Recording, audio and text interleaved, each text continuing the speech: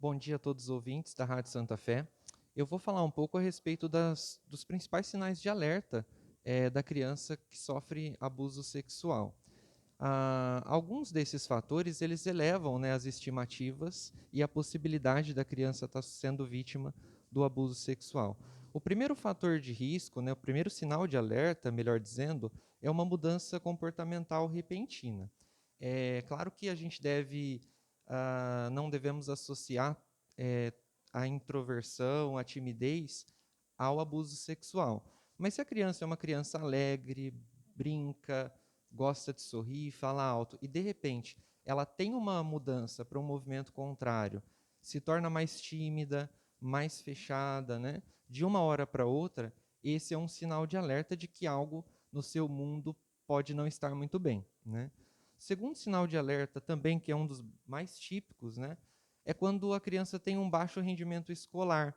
Então a criança era uma criança inteligente, uma criança proativa, tinha bom desempenho na escola, e de repente, de uma hora para outra, essa criança passa a apresentar um desinteresse pelas questões escolares, as questões de aprendizagem. Então, essa mudança brusca, né, no comportamento dessa criança pode ser provocada por uma situação de ansiedade, né?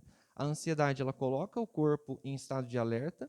A ansiedade ela tem reflexos psíquicos, que seria a desatenção, dificuldade de concentração, né? Mas ela também tem sinais corporais, né? Que seria colocar o corpo num estado de alerta e, portanto, dificultar esses processos de aprendizagem, né?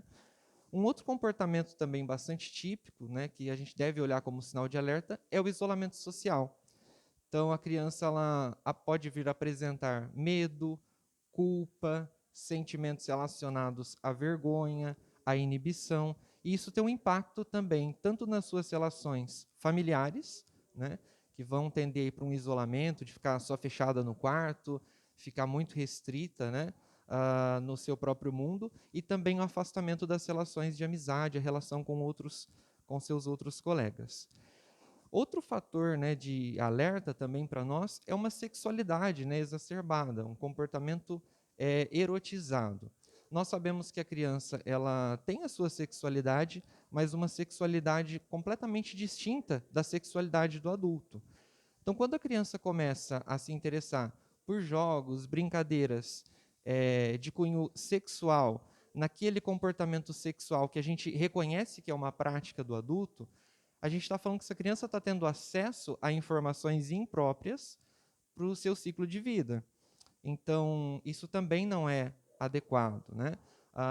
Então, a gente precisa ter em mente que o conhecimento dessas atividades pode, inclusive, vir por uma prática de abuso sexual, pode vir por acesso à pornografia, ou mesmo por ver os pais tendo ato sexual. Tudo isso entra como conceito que nós temos de violência sexual.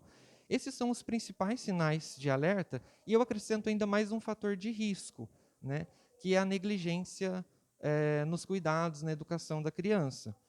Uma criança que geralmente ela sofre abuso sexual, ela é uma criança que também ela vai vivenciar uma experiência, muitas vezes, de abandono ou negligência afetiva.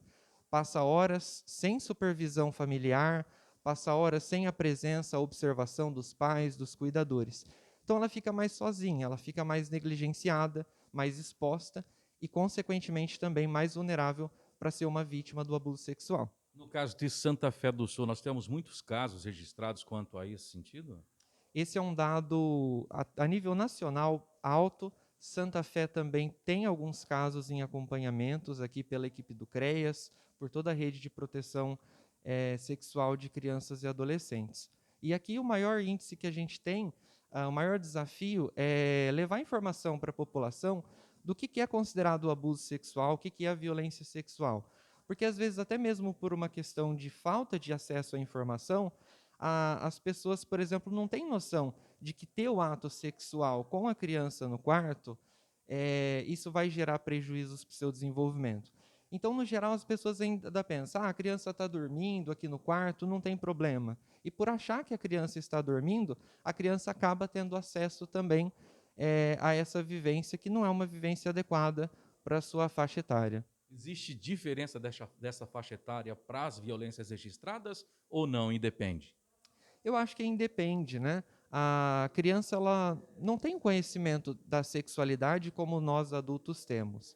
Então a gente observa que a criança passa a vivenciar esse tipo de situação sem muitas vezes saber o que está acontecendo e sem sequer saber que ela está sendo vítima de um tipo de violência sexual. Bom, só para a gente encerrar, gostaria que você deixasse o telefone aqui do CREAS, de onde os familiares ou pessoas podem entrar em contato para fazer esse tipo de acompanhamento.